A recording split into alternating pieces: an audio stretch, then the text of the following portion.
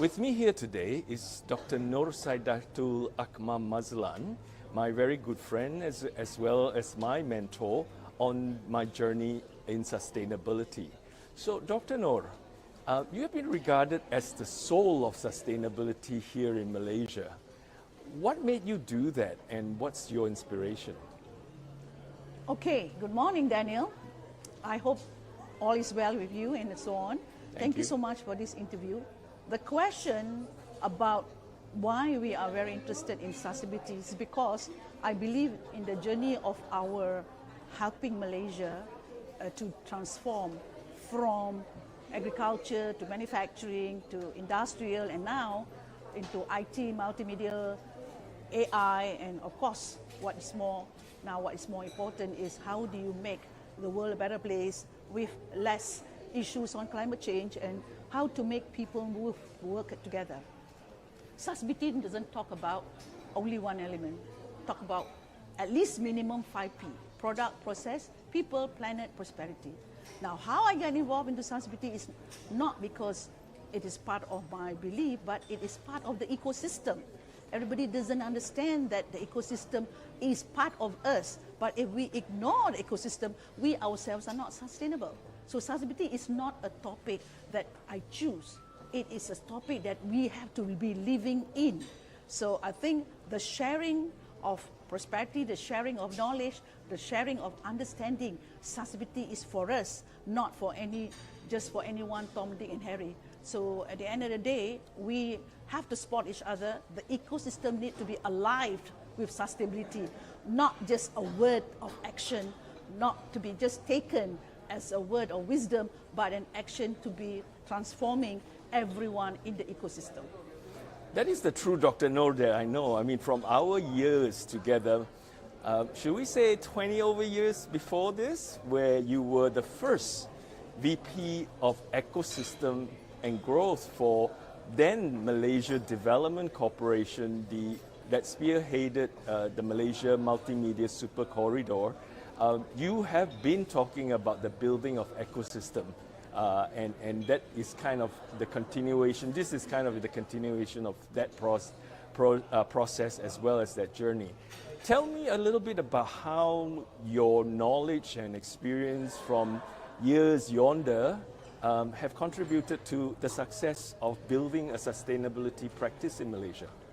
Well, we have been moving from, as you say, from one transformation to another. In those days, it was more of creating a much more creative content solution. Now it's not just creative content, it's about sustainability content solution. So that again have to have another level of transformation. So the passion, we should not just leave ourselves by moving from just one or two variables. Now we have to have multi-variables. Now, multi-variables is something in the ecosystem that many people will always want to separate it from each other. It's an integration. So if people do not have the integration, that's why the sustainability cannot be drive up or cannot have its impact collectively. So many people will only want to measure one variable at a time. In sustainability, it's not about one variable at a time. It's an integration of variables. That's why we measure impact, not measure KPI. So a lot of the things has to be, what is unknown has to be known. So that's why a lot of the sustainability element is invisible. Now, how to make it visible, that is where people need to talk about values that can be extracted coming from the sustainability impact. That's great. And I see behind you the Asia Pacific Sustainability Conference and Awards. Can you tell us a little bit about that, please? Okay.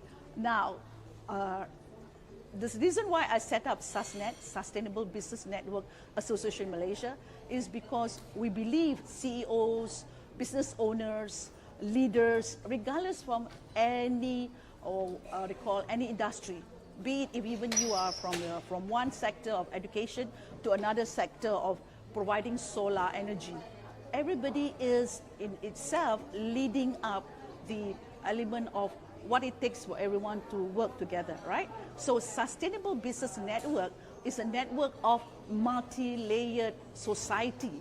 So what we want to do is to give people number one is knowledge, number two is skill, number three is the reason for the transformation. Not just to have a transformation, but to make people commit, you got to give them their impact and measure their impact, not as measurement of, to look at just the data, but to look at their contribution. So SASNet is one of the assessors, industry assessors, that give assessment for recognition on their effort. So, and now we're moving into Asia Pacific because we know our network, SASNet networks, is beyond Malaysia. So that is the reason why we are going across Malaysia to other countries, especially to Asia, to other countries which we believe within our parameters, we are able to cover because of culture, because of our education system, because of our network, and of course because of our trading activities. So at the end of the day, we all have to look at the P5 element: product, process, people, planet, prosperity. Within the community, we should be able to embrace it together. That's why SASNet moved from just providing knowledge only, but we moved into recognition, we give into awards. Now we're moving higher to the Asia Pacific Awards. Thank you, Dr. Noor. That is brilliant. I always enjoy talking to you, and now having a chance to interview you, I even learn more. So guys and girls, or ladies and gentlemen, watch out for what Dr. Noor is doing in sustainability. With that, thank you, Dr. Noor. We'll talk again. Thank you.